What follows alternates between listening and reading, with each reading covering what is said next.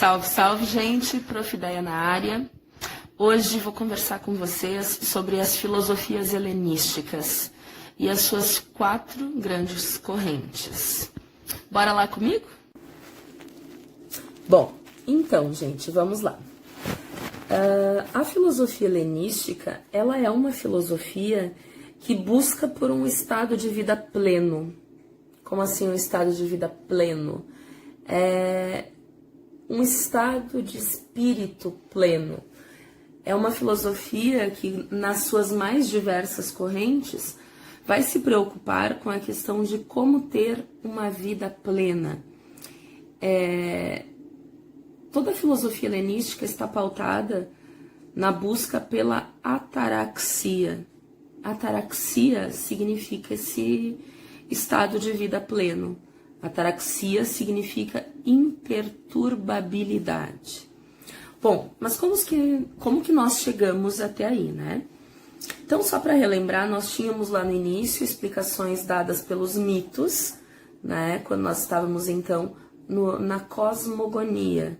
Surge Tales, de Mileto, com o seu raciocínio filosófico, por assim dizer, quando ele para, então, de buscar na imaginação como os demais, para de imaginar com os mitos e busca na filosofia as explicações para a realidade e as questões para a realidade, nasce, então, a cosmologia, que seria a busca pela origem do cosmos, não mais buscando em mitos, mas sim em explicações racionais. Busca-se, então, pela arqué das coisas. Surge Sócrates, quebra com tudo isso, com essa busca pela arqué, e passa, então, a surgir o período antropocêntrico, onde o homem está nesse centro de preocupações, onde a busca pela verdade é uma busca muito presente. Sócrates, Platão e Aristóteles fazem parte do período clássico da filosofia. Bom, esse período clássico é o período que as pessoas, quando se referem à filosofia grega, mais têm em mente. Sócrates, Platão e Aristóteles, lembram, né? Aristóteles, no entanto, foi o preceptor de Alexandre Magno. Alexandre Magno nada mais é do que filho de Filipe II, e Alexandre Magno veio a se tornar, Filipe II, no caso, era imperador da Macedônia, Alexandre Magno acabou se tornando Alexandre o Grande. E Aristóteles foi o seu educador. Estou citando isso por quê? Porque após a morte do seu pai, do rei Filipe, do imperador Filipe, Alexandre decidiu conquistar toda a Grécia. E então, com isso, quando o Império Macedônico ele conquista toda a região da Grécia, a filosofia clássica ela dá lugar à chamada filosofia helenística, que é essa filosofia que busca pela ataraxia. Lembrem dessa palavra, a gente vai ouvir falar muito dela. A ataraxia, que é a imperturbabilidade do espírito. E essa filosofia helenística, ela conta então com 4 correntes: cinismo, ceticismo, epicurismo e o estoicismo. E nós vamos então ver cada uma delas. Bora comigo? Então vamos falar sobre o cinismo. O cinismo é uma corrente filosófica helenística muito interessante, que prega o desapego aos bens materiais, o desapego às posições sociais para a busca da ataraxia. Lembram o que é a ataraxia? A ataraxia nada mais é do que a imperturbabilidade da alma, a imperturbabilidade do espírito. A ataraxia é essa busca por este viver tranquilamente, viver de maneira imperturbável. Bem, o cinismo, então, ele busca essa ataraxia, como todas as demais filosofias do período helenístico, só que ele vai dizer que nós só podemos encontrar isso a partir do desapego aos bens materiais. O cínico em grego, significa cão. Então, os cínicos, eles buscavam tal qual um cão, apenas aquilo que é necessário para a sua vida naquele momento, apenas aquilo que é necessário para a sua sobrevivência. E os cínicos eram tratados como cães mesmo. Eles eram vistos como a escória, digamos assim. Por que a escória? Porque conta-se que eles não tinham muitos hábitos de higiene, eles não se preocupavam muito com isso. Eles tinham um grande desapego aos bens materiais. Os cínicos tinham como direi isso, um impudor deliberado. Como assim? Os cínicos faziam sexo em lugares públicos, os cínicos defecavam em público, comiam sem utensílios, não preparavam seus alimentos. Os cínicos não queriam uma posição social, eles não estavam nem aí para isso. Criticavam as regras da sociedade, criticavam a vida em sociedade, criticavam o matrimônio, criticavam a propriedade privada, criticavam a política, porque eles diziam que nada disso conseguirá fazer com que nós alcancemos a ataraxia. Nada disso vai fazer com que a gente alcance a imperturbabilidade. Ou seja, nada disso é necessário à nossa felicidade. E aí nós temos um dos grandes nomes do cinismo, que é Diógenes de Sinope. E Diógenes é uma figura bastante interessante. Ele renunciou aos bens materiais, ele vivia nas ruas das cidades gregas, até que ele decidiu, enfim, ir morar na mata, foi viver no meio do mato. E a única proteção que ele tinha era um barril. E conta-se então que se ele precisasse se proteger do frio, do calor, ele entrava naquele barril. Aliás, qual personagem lembra vocês? Que personagem vive numa vila e tem como casa um barril? Tem a sua proteção, quando tá triste entra no barril, quando vai dormir entra no barril, quando quer pensar entra no barril. Quem é esse personagem? Estão lembrado? Pois é, o personagem mexicano Chaves foi inspirado na na ideia de cinismo e foi inspirado em Diógenes. Bacana, né? Então vamos lembrar do cinismo, da ideia de não possuir bens materiais, lembrando do Chaves, que o Chaves não possuía bens materiais, mas ele era extremamente feliz lá na vila. Bom, sendo assim, vocês vão me perguntar, mas onde que era a escola filosófica do cinismo? Não havia. A escola filosófica do cinismo é o próprio mundo. Como eles pregavam esse desapego de bens materiais, então eles pregavam no mundo. Diógenes não escreveu nada, ele usava apenas da palavra, e conta-se uma anedota, que não se sabe se é verídica ou não, mas que ilustra perfeitamente bem o pensamento do cinismo. Conta-se que Alexandre o Grande, lá o imperador da Macedônia, ele ouviu falar sobre o cinismo e ouviu falar sobre Diógenes, sobre a sua vida no barril. E ele ficou muito intrigado, porque, poxa vida, como que alguém vive num barril? Como é que isso é possível? Como alguém vive sem bens materiais? Deve haver alguma coisa que este cara queira. Ele ficou curioso, foi até Diógenes, encontrou-o, se prostrou em frente a ele. Diógenes estava lá, tomando seu solzinho. Alexandre o Grande parou na frente dele e perguntou a ele: diga-me qualquer coisa que você queira, que eu te dou. O que você quer? Diógenes olhou para ele: qualquer coisa? E Alexandre: sim, qualquer coisa que você pedir eu lhe dou. Então, Diógenes olhou para ele e disse: faz favor, sai da frente do meu sol. Ou seja, a resposta cínica do Diógenes foi a resposta perfeita para ilustrar esse pensamento. Quer dizer, eu não preciso de nada. Eu tenho tudo o que eu preciso para ser feliz neste momento. Você quer me ajudar? Então não me atrapalha. dê licença, você está na frente do meu sol, você está me atrapalhando. Então, essa é a ideia do cinismo, de que quanto menos você tiver que se preocupar com coisas inúteis, mais você vai poder buscar e encontrar a felicidade. Essa ataraxia, essa felicidade imperturbável. Beleza, gente?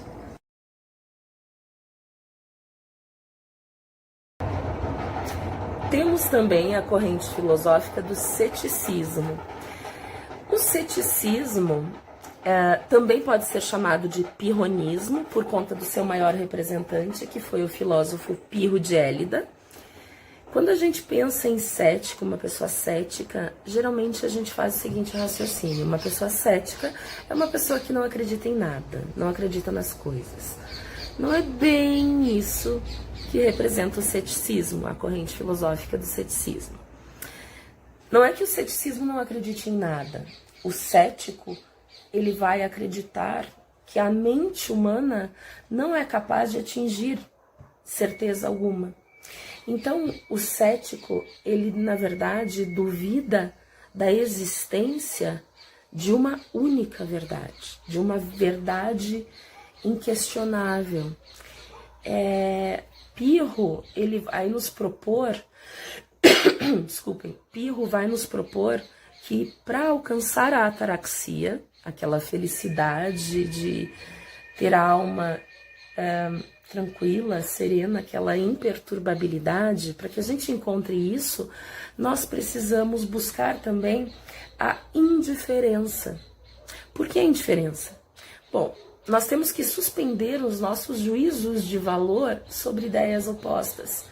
Porque, afinal de contas, se a mente humana não consegue alcançar uma única verdade, então por que eu vou tomar partido de alguma coisa? Se a mente humana não é capaz de alcançar essa verdade inquestionável, se a mente humana não alcança certeza alguma, como eu vou defender com unhas e dentes determinado posicionamento, determinada ideia, determinada opinião?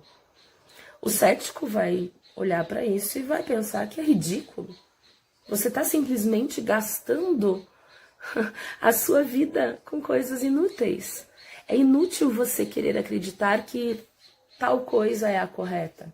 É inútil você querer acreditar que tal coisa é boa e outra coisa é ruim. Não há certezas. Como você vai ter certeza? A nossa mente não consegue elaborar certezas. Sendo assim, eu preciso da indiferença para conseguir alcançar a ataraxia. Para alcançar essa paz de espírito, essa imperturbabilidade, eu preciso me dar conta de que não há uma verdade absoluta. Então essa é basicamente a ideia dos céticos. Os céticos vão dizer, vamos buscar a ataraxia por meio da indiferença, ou seja, da suspensão de juízos de valor acerca das coisas. Por quê? Porque não há uma verdade absoluta. É impossível que a mente humana consiga atingir alguma certeza. Este é, então, o pensamento do ceticismo.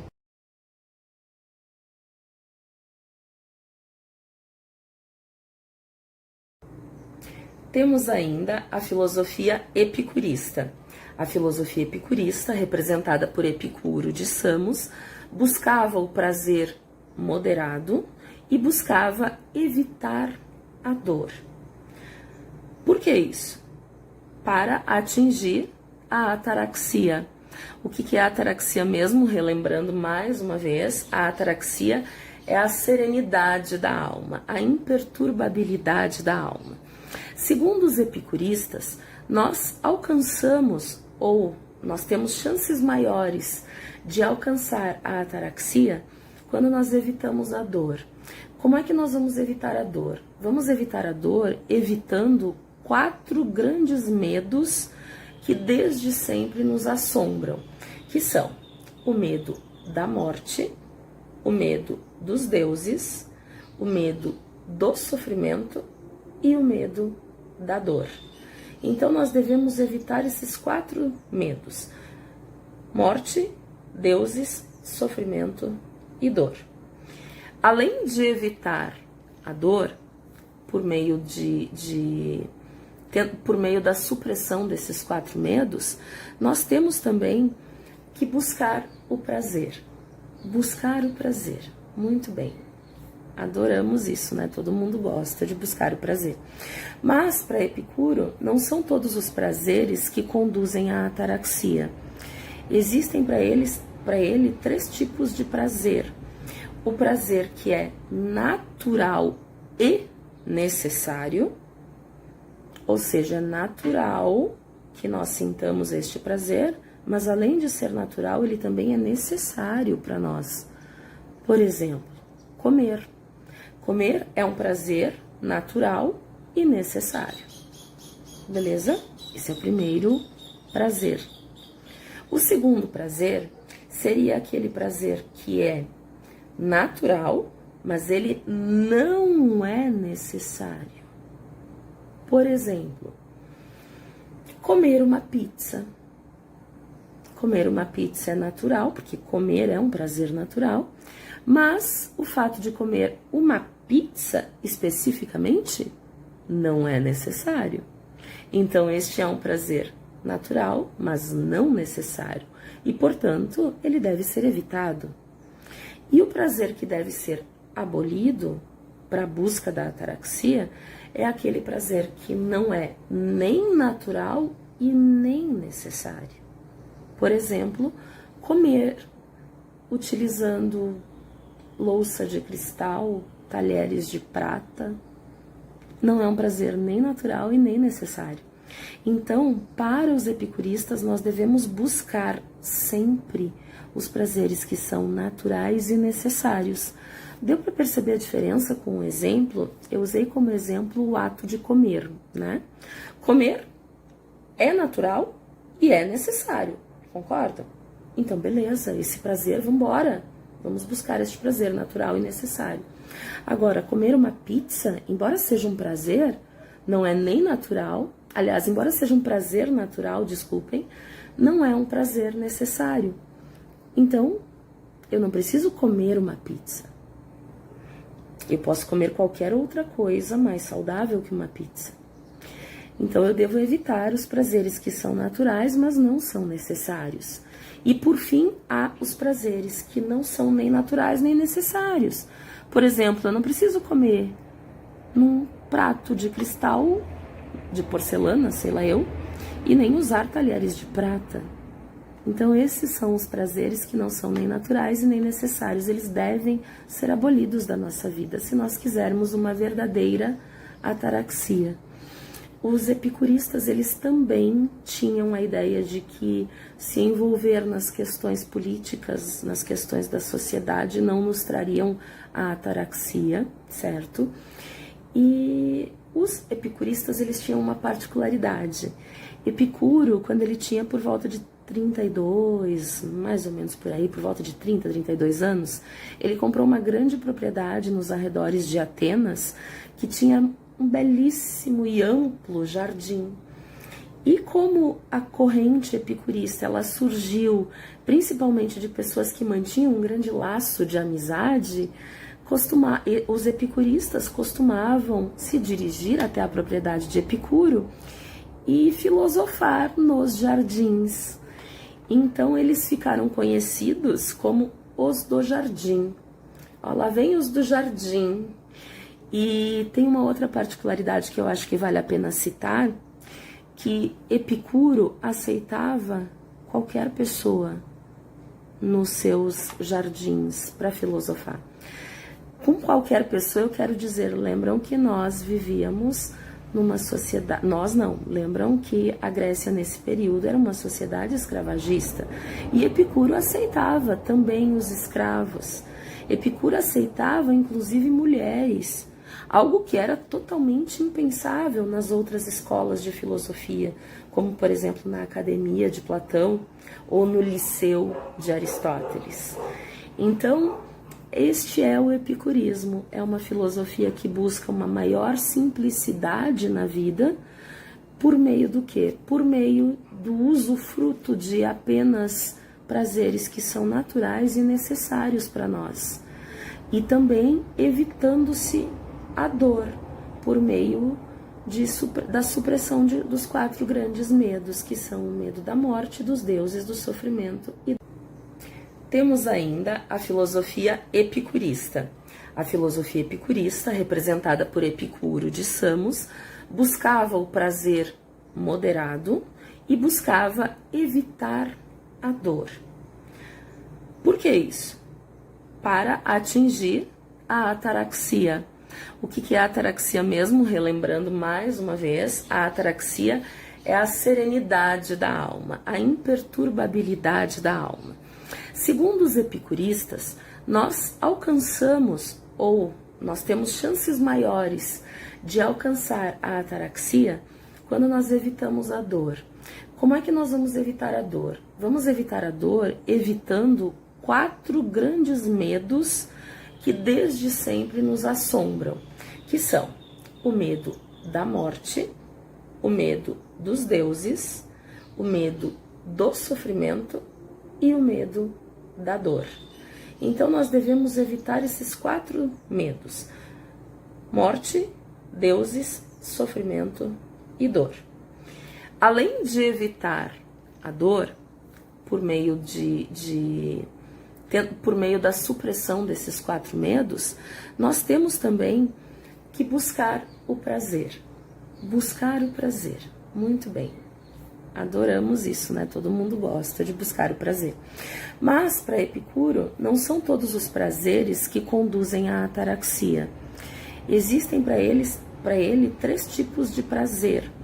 O prazer que é natural e necessário, ou seja, é natural que nós sintamos este prazer, mas além de ser natural, ele também é necessário para nós. Por exemplo, comer. Comer é um prazer natural e necessário. Beleza? Esse é o primeiro prazer.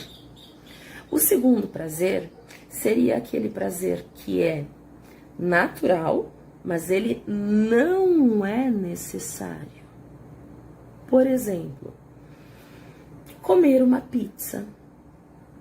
Comer uma pizza é natural, porque comer é um prazer natural, mas o fato de comer uma pizza especificamente não é necessário. Então, este é um prazer natural, mas não necessário, e, portanto, ele deve ser evitado. E o prazer que deve ser abolido para a busca da ataraxia é aquele prazer que não é nem natural e nem necessário. Por exemplo, comer utilizando louça de cristal, talheres de prata, não é um prazer nem natural e nem necessário. Então, para os epicuristas, nós devemos buscar sempre os prazeres que são naturais e necessários. Deu para perceber a diferença com o exemplo? Eu usei como exemplo o ato de comer, né? Comer é natural e é necessário, concordam? Então, beleza, esse prazer, vambora. Vamos buscar este prazer natural e necessário. Agora, comer uma pizza, embora seja um prazer, não é nem natural. Aliás, embora seja um prazer natural, desculpem, não é um prazer necessário. Então, eu não preciso comer uma pizza. Eu posso comer qualquer outra coisa mais saudável que uma pizza. Então, eu devo evitar os prazeres que são naturais, mas não são necessários. E, por fim, há os prazeres que não são nem naturais nem necessários. Por exemplo, eu não preciso comer num prato de cristal, de porcelana, sei lá eu, e nem usar talheres de prata. Então, esses são os prazeres que não são nem naturais e nem necessários. Eles devem ser abolidos da nossa vida, se nós quisermos uma verdadeira ataraxia. Os epicuristas, eles também tinham a ideia de que se envolver nas questões políticas, nas questões da sociedade, não nos trariam a ataraxia, certo? E os epicuristas, eles tinham uma particularidade. Epicuro, quando ele tinha por volta de 32, mais ou menos por aí, por volta de 30, 32 anos, ele comprou uma grande propriedade nos arredores de Atenas, que tinha um belíssimo e amplo jardim. E como a corrente epicurista ela surgiu principalmente de pessoas que mantinham um grande laço de amizade, os epicuristas costumavam se dirigir até a propriedade de Epicuro e filosofar nos jardins. Então eles ficaram conhecidos como os do jardim. Ó, lá vem os do jardim. E tem uma outra particularidade que eu acho que vale a pena citar, que Epicuro aceitava qualquer pessoa nos seus jardins para filosofar. Com qualquer pessoa eu quero dizer, lembram que nós vivíamos numa sociedade, nós não, lembram que a Grécia nesse período era uma sociedade escravagista e Epicuro aceitava também os escravos. Epicuro aceitava inclusive mulheres, algo que era totalmente impensável nas outras escolas de filosofia, como por exemplo na Academia de Platão ou no Liceu de Aristóteles. Então, este é o epicurismo, é uma filosofia que busca uma maior simplicidade na vida, por meio do quê? Por meio do usufruto de apenas prazeres que são naturais e necessários para nós. E também evitando-se a dor, por meio da supressão dos 4 grandes medos, que são o medo da morte, dos deuses, do sofrimento e da dor em geral. Ok, gente? Temos ainda o estoicismo, que, como as demais filosofias helenísticas, vai se preocupar com o alcance, com a busca, com atingir a ataraxia, aquela plenitude da alma, aquela serenidade da alma, aquela condição de imperturbabilidade. Mas, para os estoicos, nós conseguimos encontrar esta imperturbabilidade por meio da apatheia. O que é a apatheia? A apatheia é a supressão das paixões. Como assim supressão das paixões? Bom, para os estoicos, nós poderemos atingir uma vida feliz se tivermos uma vida ética, uma vida virtuosa. E só conseguiremos ter uma vida ética e uma vida virtuosa se nós nos ocuparmos apenas com aquilo que nós podemos efetivamente modificar. Então, é como se eles dividissem, de uma forma muito simplória o que eu vou dizer, mas num exemplo fácil de entender, é como se os estoicos dividissem as coisas do mundo em coisas que eu posso controlar e coisas que eu não posso controlar. Então, se são coisas que eu posso controlar, tá tudo bem que eu me preocupe com elas. Se são coisas que eu não posso controlar, não tem sentido algum eu me preocupar com elas. Por exemplo, eu não tenho como controlar uma doença. Eu não tenho como controlar uma doença que surgiu em mim, ou seja, independe da minha vontade eu ter esta doença ou não. Então, se isso está fora do meu controle, eu não devo me preocupar com isso. No entanto, o que está sob meu controle? A forma como eu vou reagir frente a esta doença. Isto está no meu controle. Então, é com isto que eu devo me preocupar. Epícteto, que foi um dos representantes do pensamento estoico, ele tinha ele era, na verdade, Epícteto era um escravo que foi tornado aleijado pelo seu mestre. E ele repetia a seguinte frase: não é o que acontece com você, mas sim como você reage que importa. Então, ele era um escravo, foi tornado aleijado e procurava encarar as coisas com apatheia, ou seja, sem esse excesso de paixões. Se essa dor me foi causada pelo destino, pela vida, enfim, né? Por situações adversas à minha vontade, a única escolha que eu tenho para poder atingir a ataraxia é me preocupar com a forma como eu vou reagir a respeito disso. A morte, por exemplo, está fora da minha alçada. Eu não controlo a morte, mas eu posso controlar a minha reação frente à morte. O estoicismo, ele também teve outros representantes. Ele teve como um dos seus grandes nomes o general Marco Aurélio, e outro dos seus grandes nomes, além de Epícteto, esse escravo que foi tornado aleijado, também temos Marco Aurélio, falei agora, o general Marco Aurélio, e temos também Sêneca. Sêneca foi um advogado, um orador romano, conselheiro de Nero. Ele acabou sendo exilado e depois de um período, quando ele retornou do exílio, ele foi condenado à morte pelo próprio Nero. E tanto Marco Aurélio, quanto Epícteto, quanto Sêneca, eles vão nos trazer essa ideia de que nós devemos nos preocupar apenas com as coisas as quais nós podemos modificar, com as outras não. O estoicismo, ele tem 4 grandes virtudes, por assim dizer, que são elas: coragem, autocontrole, sabedoria e justiça. Coragem, autocontrole, sabedoria e justiça. E o estoicismo, ele nos traz alguns ensinamentos que são bastante interessantes. Se vocês me permitirem, eu gostaria de ler para vocês. Então, alguns dos ensinamentos estoicos são ter serenidade frente ao sofrimento, ou seja, eu estou sofrendo.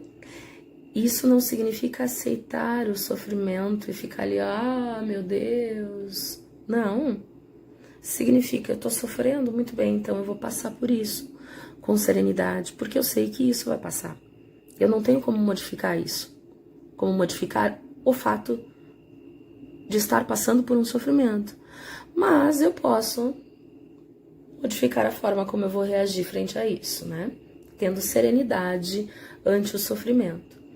Outro ensinamento estoico é viver uma vida feliz sob qualquer circunstância.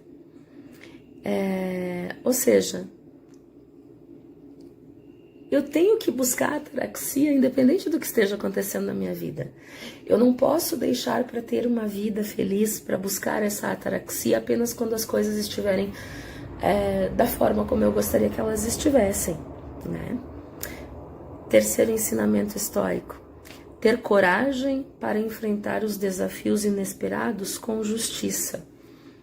Bom, é claro que eu sei que situações adversas vão surgir. É claro que eu sei que terei desafios, mas eu preciso sempre me questionar como vou agir frente a estes desafios. O general Marco Aurélio comandava suas tropas e ele sempre se perguntava qual a atitude mais justa a ser tomada diante disso. Outro ensinamento estoico: ter autocontrole para não sucumbir ao pensamento destrutivo. Sabe aquele pensamento de que eu não sei o que fazer, eu me sinto perdido, nada dá certo. Nós temos que ter consciência de que, sempre lembrar desse ensinamento, existem coisas que eu posso modificar e coisas que eu não posso. Então, eu não posso ficar agarrada nas coisas que eu não posso modificar e sofrendo com elas. Pelo contrário, eu tenho que focar nas coisas que eu posso modificar. Eu tenho que ter autocontrole para isso. E o último ensinamento estoico, e não menos importante, pelo contrário, acho que é o mais importante de todos, é ter sabedoria para reconhecer a importância de todos estes ensinamentos. Então, o estoicismo, na sua busca pela ataraxia, ele nos dirá que nós devemos reagir frente às coisas de uma maneira mais serena, de uma maneira, eu diria até mais racional, porque você vai pensar, eu posso mudar ou eu não posso mudar? Se eu não puder mudar, então para, não fica noiando. Marco Aurélio tem uma citação que diz o seguinte: a felicidade da sua vida depende da qualidade dos seus pensamentos. Então, a busca da ataraxia, ela depende muito de como eu me posiciono frente àquilo que acontece comigo. E aí, gente, beleza? Deu para entender?